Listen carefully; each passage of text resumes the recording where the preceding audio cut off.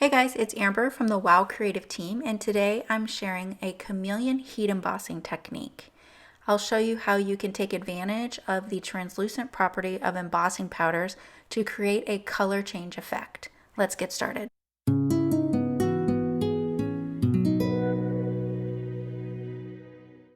I'm going to start with about a 2-inch strip of Neenah Classic Crest Solar White 80 pound. You can use your favorite cardstock. A smooth cardstock is really nice for blending. I'm using the Altenew Seashores ink family in order to create an ombre effect on this. So I'm using Mountain Mist, Volcano Lake, Lagoon, and Emerald. So what I'm doing here, and the reason I'm creating an ombre effect, is because I'm going to harness the power of the translucent embossing powder. So I'm going to pair this with primary Marshmallow embossing powder, which is a super vibrant, almost a neon pink translucent powder.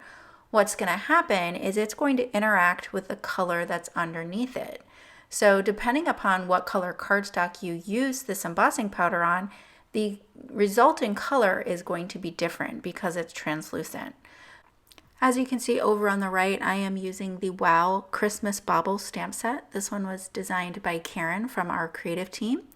I'm just going to treat my paper with an anti-static powder tool, and I'll stamp this with the Wow embossing pad. Now you want to make sure that your ink is completely dry, so I didn't mention it while I was doing it, but I did use my heat tool on the lowest setting in order to dry the ink, and then I also tested it with a little bit of embossing powder to make sure that it wasn't still wet and that my embossing powder wasn't going to stick to the entire strip of paper. So here I have the Wow Marshmallow, primary Marshmallow embossing powder. Again, this is a translucent powder, so any of your translucent powders are going to work with this technique. You want to be mindful of your color wheel so that you know what color it's interacting with. So you're not going to want to do this with a yellow embossing powder on, say, purple cardstock or a purple ink blended background, for instance, because that'll make brown. Unless what you're going for is to get a color change into brown, which might be cool for an autumn card. So I'm going to go ahead and heat up the embossing powder. I knocked off any excess with a dry paintbrush. I accidentally dropped that there, and it did actually smear my image there just a little bit. You can see that the detail in the center of that ornament is a little bit smeared because I dropped it. So here you can see that the embossing powder is dark at the top, and then as I get down to the whiter area on the card, that's where you start to see the pink embossing powder.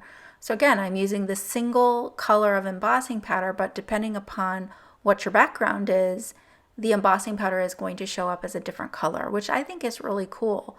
So up top, it almost looks like a tone-on-tone emerald embossing powder, and then at the bottom, you have that really pretty marshmallow pink. So I wanted to get a little more of that pink in there to further the effect, and so I just stamped another image. Rather than masking, I'll just knock off the extra embossing powder on the string from the ornament. And look how pretty that is. You go from the emerald color up at the top to a really pretty purple, and then down into that pink for that color change effect. And I just think that's so pretty. So you'll have to, like I said, think about your color combinations. Here I went ahead and used the Merry Christmas stamp from the set, and I am going to heat emboss that in the Marshmallow embossing powder. I have a piece of Cherry Blossom gradient cardstock from Altenew here. I wanted to get a little bit more of that fuchsia into this card, so I'm just going to back my heat emboss panel here. I'll glue this down to the card, and then I'll trim off the excess on my trimmer. So this just gives it a nice little border. And I didn't bother popping it up, but you certainly could pop this up on either double-sided foam tape or on sticky back fun foam. Any of those would work well.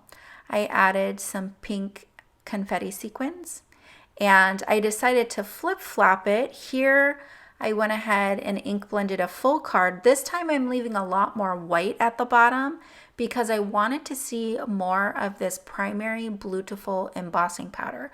So I'm using the same stamp set, the same 2 Christmas baubles.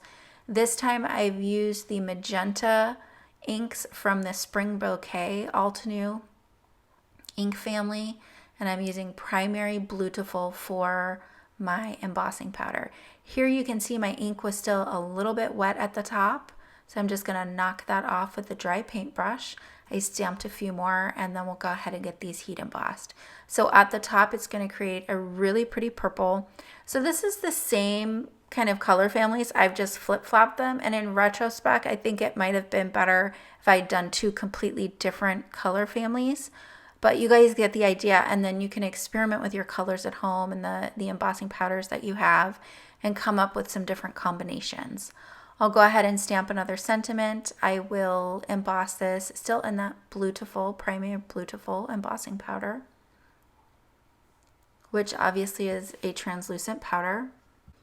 And then I come in and ink blend a darker color at the top. It wasn't quite dark enough for me. I wanted to get more depth of color up there. And I also trimmed off about 1/8 of an inch on either side of the card to just bring a little more white into the design, and added some Nuvo drops. I hope that you guys enjoyed this Chameleon heat embossing color change effect, and we'll do some experimenting with some of your translucent powders. Christmas cards is the WOW monthly challenge theme this month, so be sure to check that out over on the Facebook fan page. I'll have a link to that and all of the supplies listed down below.